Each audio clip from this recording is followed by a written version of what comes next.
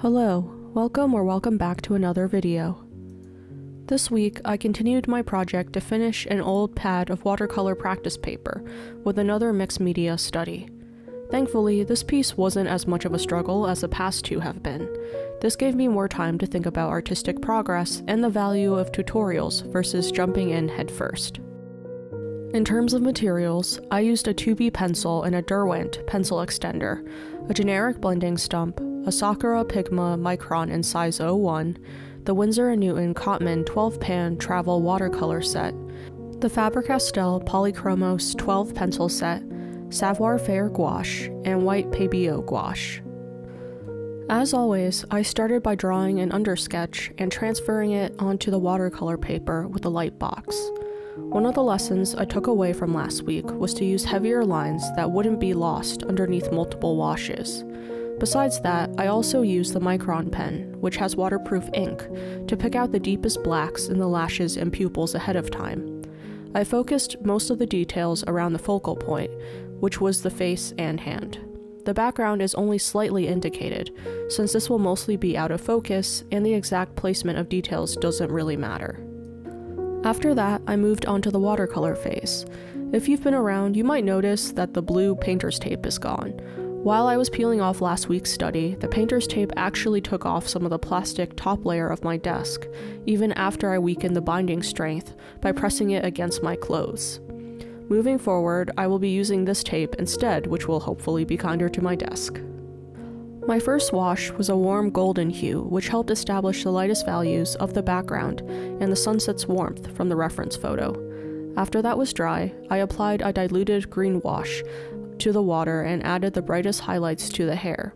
While that was still wet, I added a pop of orange just to the leftmost edge of the hair to let it softly blend as the paint dried. I also added the deeper values for the water, but in retrospect, I wish I had waited until this layer was fully dry to maintain crisp edges. Luckily, I know how to fix this in the color pencil stage later on. Once everything was fully dry, I added the second and third deeper washes to the hair, making sure to leave some of that highlight color on the edges. When I first started using watercolor, I probably would have started with this value for the hair and tried to pick out the highlights with pencil later on. I've been gradually rendering with more watercolor and less with color pencil as I make my way through this old pad of paper. Even though I still make plenty of mistakes, my confidence and knowledge base is slowly growing. I try to take joy from little steps forward, like the hair in this study. I'm glad I was able to capture the variety in texture from hard to soft, using a combination of wet on wet and wet on dry techniques. Throughout this process, I pictured the hair as a 3D volume that the sunlight was passing through. The far edge catches the most light, but as the hair comes toward us, there's more mass between us and the sunlight, so the value gradually darkens. I then had to wait for the hair to dry before blocking in the hill and trees. When I first picked up watercolor again, I was frustrated by how much time was spent waiting between layers for it to dry. These days, I will try to do random chores or tasks like laundry and checking my email between these layers. I know some people will use a hairdryer to speed up the process, which I might try if watercolor becomes one of my main mediums. For now though, watercolor is something I like to use in casual studies, so I don't mind waiting. I slowly built up value and contrast with deeper shades of olive and brown that I had pre-tested on my mini studies. The warm golden base layer kept the colors unified throughout the background. This part of the process is almost meditative for me because I can focus on the colors in large volumes instead of tiny details. It's extra satisfying to see the hair highlights pop as the background gets darker and darker around them. I think one of my favorite color combinations might be orange against dark green, which explains why I enjoy painting studies with people in nature. Even the test swatches look pretty here. I need to do a digital painting with this palette at some point in the future. Once everything was dry, I took a breath and moved on to the part I was most nervous about, the skin. I worked slowly and carefully, trying to preserve highlights on the left side of the figure while smoothing out the shadows on the right side. As much as I like wet on wet, I know I don't have enough control to pick out individual planes on the face and body with that technique. I tried to soften the transitions between shadow and light with water and a paper towel, but the end result was still uneven. Part of the issue might be the scale I was working at. Since the face was so small, there wasn't much room to blend out edges, and each mistake was magnified by the scale. The other issue I ran into was the paper itself. As I layered more color and water, the paper began to pill and break down in the wettest areas, like by the shoulder blades and armpit. This isn't visible on camera, but I knew then that I needed to stop working there before I completely destroyed the paper. Before moving on to the dry media phase, I took one last stab at the water with the same green I used for the base to mimic ripples. As that was drying, I added the shadows to her bathing suit and eyes, as well as to the parts of the figure where the paper hadn't started breaking down. Since I wasn't happy with the figure, I waited for everything to dry and tried gouache on top of that. While the gouache was able to unify the highlights, I realized that the dry shift was still a problem. Gouache changes value as it dries, which lowered the contrast overall. At this point, I decided to step away and come back with fresh eyes later. When I returned, I decided to move the study from flat on my desk to my normal drawing setup, which is tilted at roughly 45 degrees. Part of this was to prevent the facial feature construction mistakes from last week, and part of this was to alleviate the upper back pain on my right side. I do most of my work in this position because it's better for my posture, which in turn is better for my body. Please remember to take care of yourself when you do creative projects so that you can enjoy the process for years to come. Anyway, going back to the study, I began the dry media phase by layering on multiple color pencils. While this set tends to become oversaturated very quickly unless you mix together complementary colors, I actually wanted to lean into this aspect this time.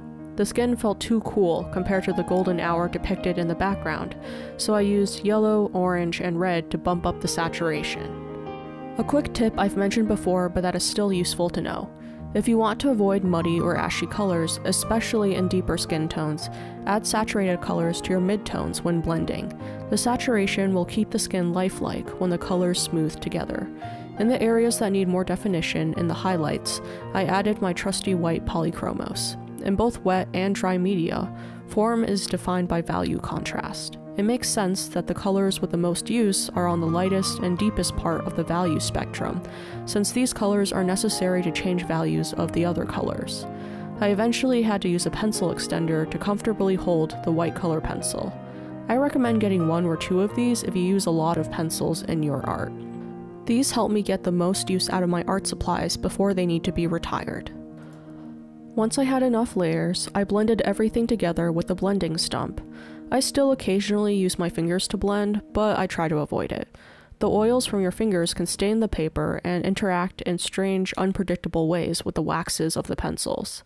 If you plan to sell your original artwork, the fact that skin oils aren't archival presents another challenge. Since this is just a study that doesn't need to last forever, I'm more lax about this. My color pencil process is mostly just these two steps: add color, then blend.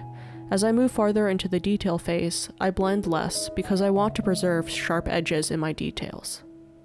The other familiar tool is the white POSCA paint pen.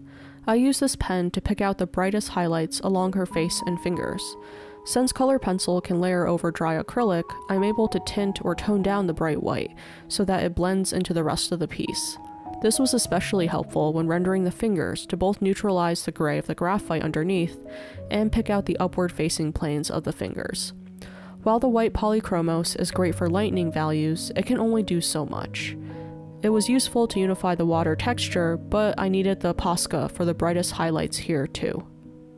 As I add the final details, let me talk a little bit about the pros and cons of learning from tutorials versus learning by jumping into the deep end. I first used color pencils back in 4th grade for a project in art class. We were taught the basics of laying down color and blending, which I still use today. I remember doing mini-studies before working on the final class project, and this is still part of my practice in traditional media. While the tutorial wasn't in-depth, 4th graders only have so much patience, it gave me a foundation I've built on since then. In contrast, everything I've learned about gouache, and most of what I know about pan watercolor, comes from experimentation. If I took a class or studied more theory and technique, I'd probably be better at watercolor, but I like flying by the seat of my pants. It's fun to experiment and see what I learn naturally by playing with these studies. This is how I learned about the wet on wet diffuse backgrounds and the water rendering from last week. We all have different learning styles. If you work better in a class or structured setting, go for it. But if you like to experiment, that's also a valid way to pick up techniques. I personally like to do both, but I reserve the more focused, tutorial-based studying for digital art, since that's where my professional work is. In these studies, I want to give myself the freedom to try things without heavy expectations. I'm excited to try even more once I finish this pad of paper and move on to better quality stuff. Anyway, that's a look at another mixed media study and some thoughts on my process and how I learn. As always, the original reference is linked below if you want to try something similar. I hope this was relaxing and that you get to create something new this week.